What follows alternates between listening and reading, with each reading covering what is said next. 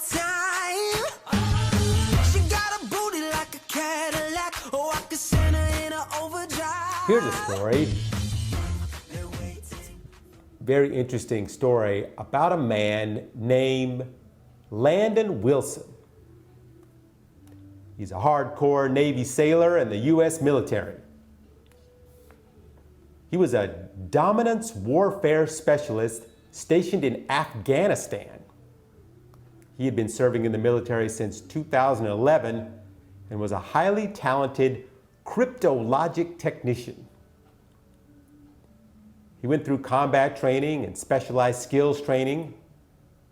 He had been doing exemplary work, and the Navy, who spent $500,000 getting him to the highest level of security clearance in the government and training him for an intelligence job that involves intercepting and analyzing communications from foreign governments and extremists. But this U.S. Navy sailor's biggest fight was not with the insurgents or with the Taliban. It was at the hands of a sergeant major who was checking his paperwork as he was about to be promoted. You see, this big, tough U.S. Navy warfare specialist was actually born a girl.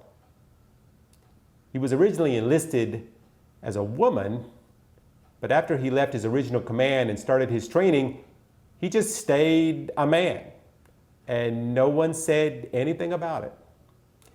He said, no one ever thought anything different. No one noticed. Everyone just took me as a male. But at the time, transgender people were banned from the military under a decades-old policy that deems them as sexual deviants, suffering from a condition called paraphilia, even though the American Psychiatric Association revised its manual last year to state that gender nonconformity is not itself a mental disorder.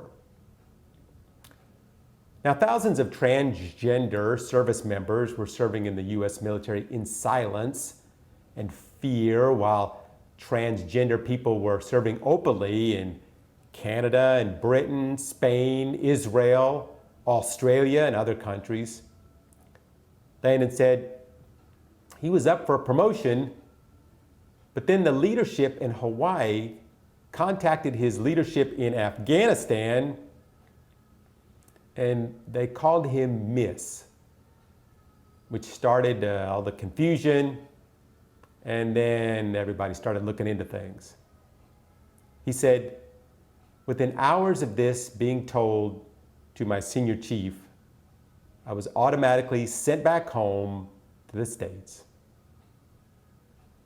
The U.S. military allowed for exclusion of transgender people from the service based on it being a medical problem. However, gay and lesbian people were allowed to serve openly since 2011, just not transgenders. Then a few years ago, something changed. In 2014, Air Force Secretary Deborah James supported a change to the military's transgender policy. Then in 2015, the Secretary of Defense, Ashton Carter, suggested transgender people should be allowed in the military, that nothing but individual lack of merit should preclude such people from the service. Carter's statement was endorsed to President Obama, and the Defense Department began the process of dismantling the ban on transgender people,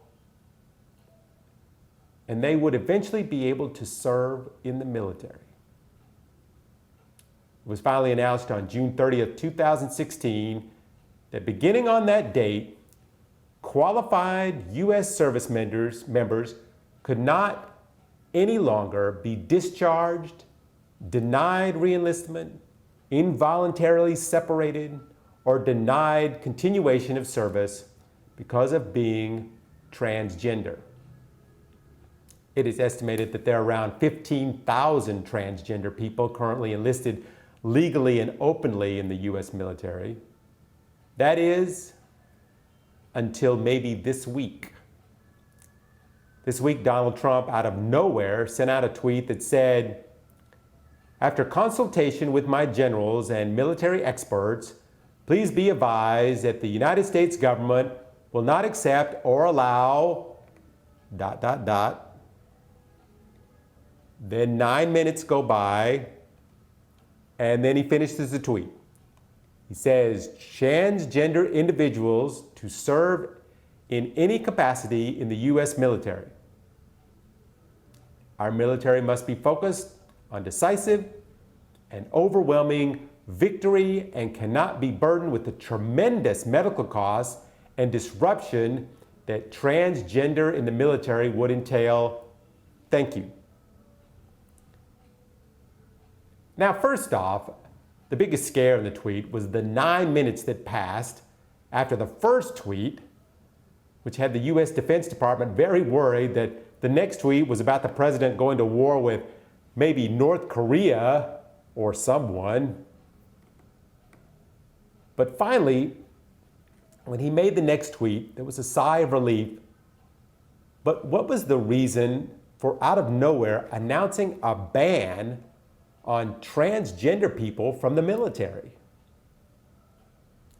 During the campaign of President Trump, he said he was a friend to the LGBT community and that he would fight for their rights because Hillary Clinton would not, etc., etc. However, now he wants to take away one of the most basic fundamental rights that transgenders have fought for, and that is the right to be in the military. But here again, what is the reason for this?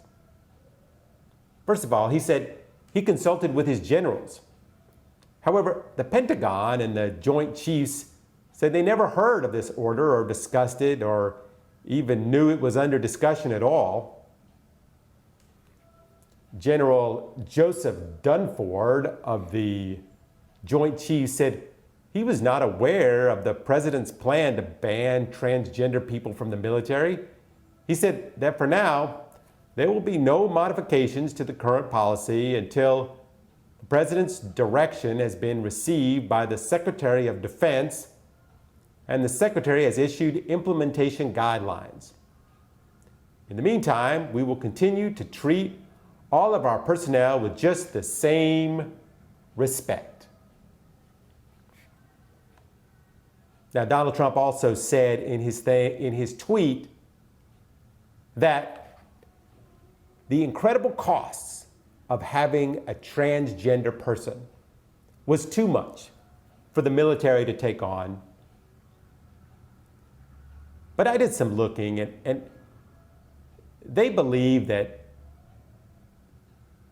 with all the transgender people in the military, it would cost $3 million, maybe $5 million for the medical costs involved in transgender people. But the cost that the military spends on Viagra is 5 times that.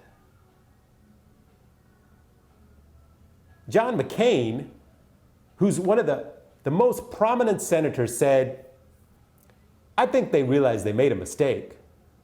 I think, generally speaking, it's accepted that you consult with the Secretary of Defense before you make a decision that has to do with defending the nation," end of quote. To make things more confusing, there still has been no follow-up or plan of what's going to happen. When the press asked the new press secretary, because the old one quit last week, she didn't really have an answer. So, of course, the people who want to know are the transgender service men and women, who I guess were women and men before. Are they going to be discharged and receive an honorable discharge so they can continue to receive, medical and retiree benefits. And, these benefits are based on years of service. Or are they going to be just escorted out the door like Landon Wilson, the guy that we were talking about earlier? So we will wait to see the final outcome of this curveball that Trump has thrown out. One Democratic representative said, "When I hear the chairman of the Joint Chiefs of Staff had no idea he was going to do this, it's another indication the only reason it was done was to appeal to some House members and those who wanted to and offered an amendment to discriminate against those transgender members of the armed forces." So, maybe Trump is doing this and he can make better friends in the Congress and the Senate, or maybe, as some have said, he's just throwing anything at the press so they won't report on the Russia scandal anymore. Or maybe he just doesn't like transgender people. We're not really sure yet, but as many of his wild tweets to distract us, maybe it will just go nowhere and everyone will forget about it by next week, because of course, there will be an even crazier tweet to talk about then. She got a body like an hourglass, and I can give it to her all the time.